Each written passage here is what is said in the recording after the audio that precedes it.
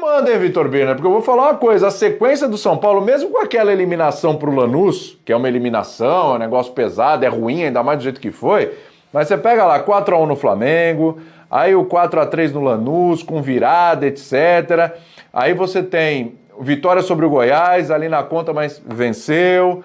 Aí você tem a vitória sobre o Flamengo de novo, 2-1 no Maracanã, Copa do Brasil. E hoje o São Paulo vai a Fortaleza, é um jogo difícil, e vence o Fortaleza por 3-2 e permanece naquele índice de aproveitamento ali, que por aproveitamento lhe dá a liderança do campeonato.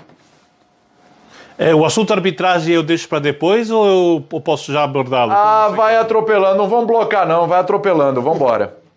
Então vamos lá. Eu acho que o São Paulo hoje oscilou.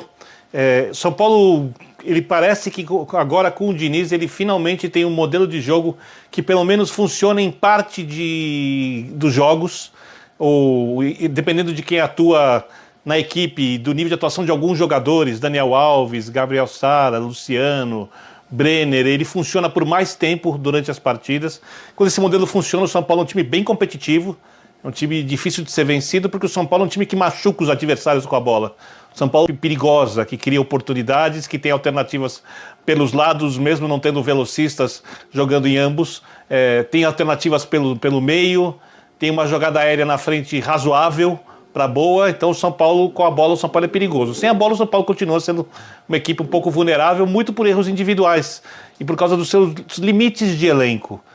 Hoje, por exemplo, o São Paulo termina o jogo com Bruno Alves e o Léo na zaga, que talvez, não dá para saber, seja um indício de que o tempo do Diego Costa como titular da equipe, após uma sequência de partidas em que ele vem cometendo alguns equívocos, tenha... Se o São Paulo seguir adiante na Copa do Brasil, não vai dar para jogar todo mundo o tempo todo. E hoje foi a prova, num jogo contra um adversário complicado, fora de casa, foi a prova de que é possível sim você poupar jogadores e utilizá-los para ganhar o jogo, né? A gente já viu vários exemplos no futebol brasileiro de times que faziam isso e de que fizeram isso e que se davam bem dessa maneira, deixando peças importantíssimas no banco, e aí essas peças entram, né, com o jogo já correndo, com todo mundo muito mais cansado pela qualidade técnica que tem, ou pelo momento que vivem, acabam definindo a parada. Hoje foi assim, né? Foi assim com o Luciano, por exemplo, que vive uma fase iluminada. A gente sabe que ele é muito importante, que o Reinaldo,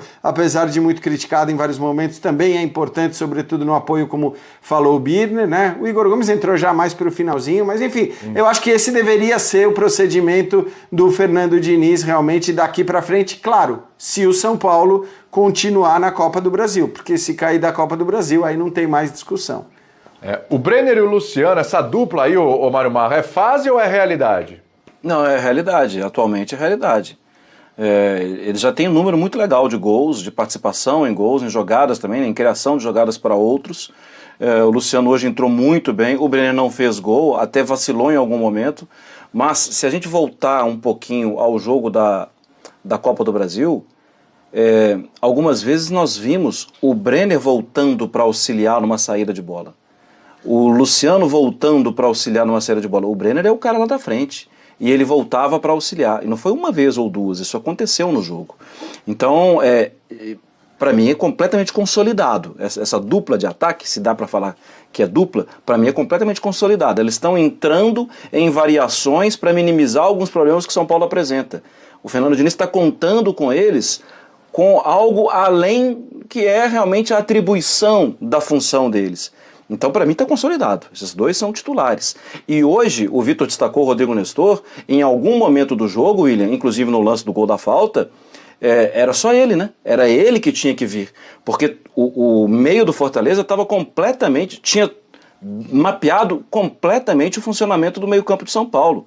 E ali com o Ronald, com o Felipe, com o Juninho, o São Paulo não entrava. O São Paulo teve muita dificuldade. E a única forma de entrar era com alguém com a capacidade de carregar a bola, de carregar bem.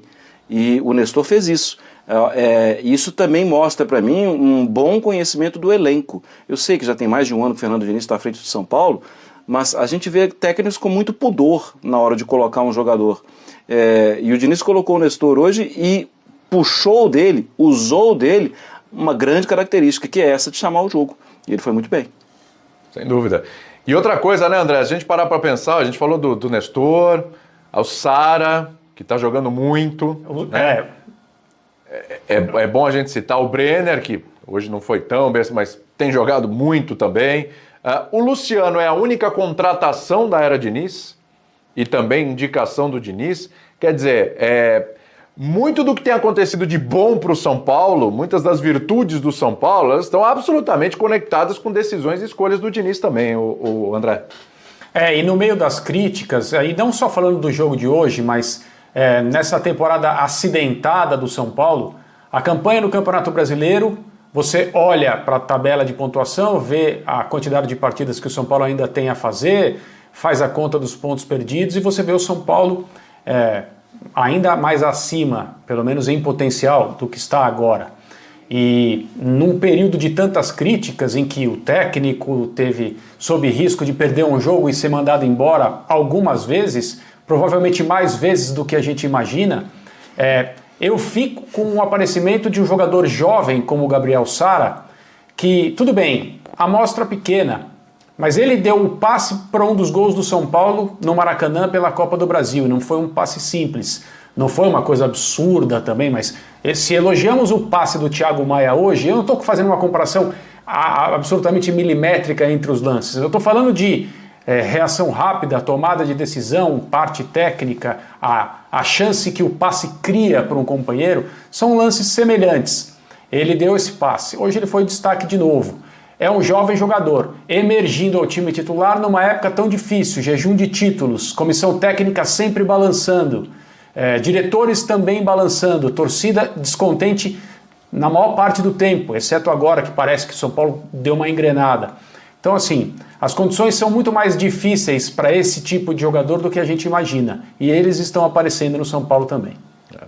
Agora, Vitor Birner, você que chamou, Vitor Birner, fica à vontade. É sobre arbitragem, eu sei que você me perguntou sobre isso. É isso, abra o seu coração aí sobre arbitragem. O São Paulo teve alguns problemas de arbitragem em alguns jogos e eles não foram citados, eles passaram batido, por exemplo, contra o Coritiba. Né, porque o São Paulo foi... A arbitragem no São Paulo começou a ser discutida no jogo em que o juiz prejudica o Grêmio contra o São Paulo no Morumbi. Quando não marca um pênalti claro do Reinaldo, na minha opinião teve uma expulsão também do Daniel Alves, que deveria acontecer naquele jogo, e o Grêmio sim foi prejudicado pelos erros de arbitragem. Mas isso já tinha acontecido com o São Paulo antes, por exemplo, contra o Coritiba, num pênalti no Igor Gomes não marcado, e ninguém falou absolutamente nada, né? Contra o Fortaleza, por exemplo, num pênalti não marcado no último minuto na Copa do Brasil, e com acréscimos não dados, São Paulo com 2 jogadores a mais, também nada foi falado. Então eu quero citar 2 coisas hoje sobre arbitragem. A primeira é que o lance do gol do Fortaleza, e eu não vou brigar com o VAR, tá? Do primeiro gol do Fortaleza, ele parece um lance em condição legal. Não parece que é um impedimento.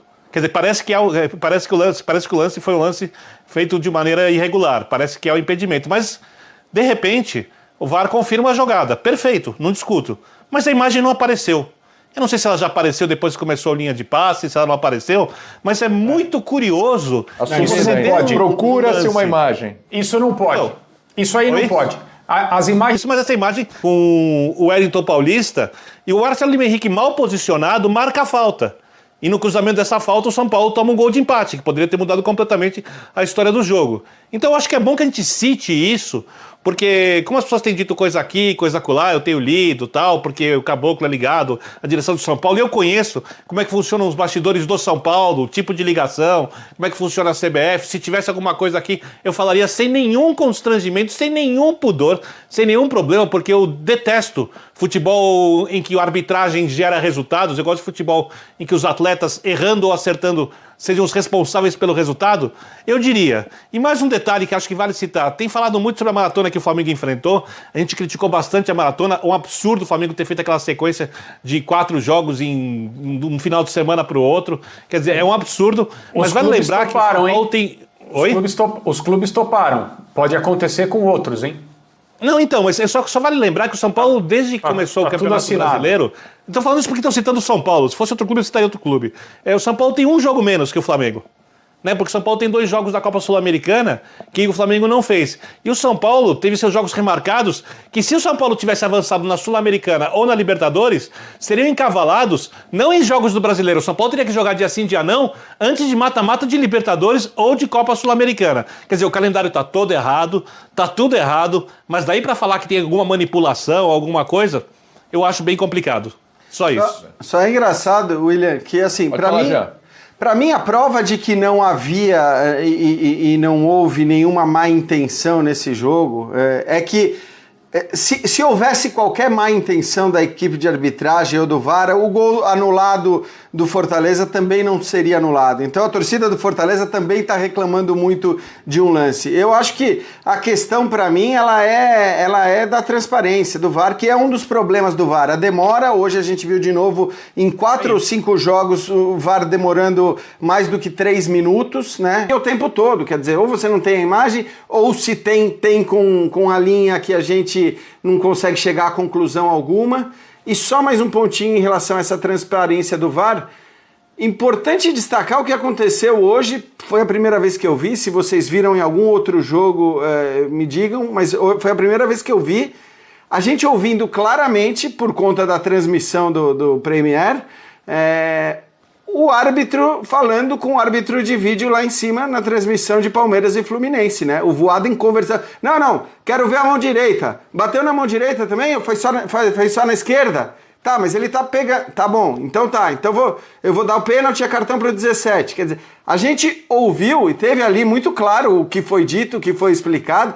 De alguma maneira é transparência também. E eu não sei por que, de novo, isso acontece num jogo e não acontece em praticamente nenhum outro, porque eu confesso que, não sei se foi uma esperteza da transmissão, da equipe de transmissão nesse jogo especificamente, mas se dá para fazer em um, poderíamos fazer em todos, ou melhor, até tornar uma coisa oficial. A gente vai ouvir o árbitro conversando com o árbitro de vídeo.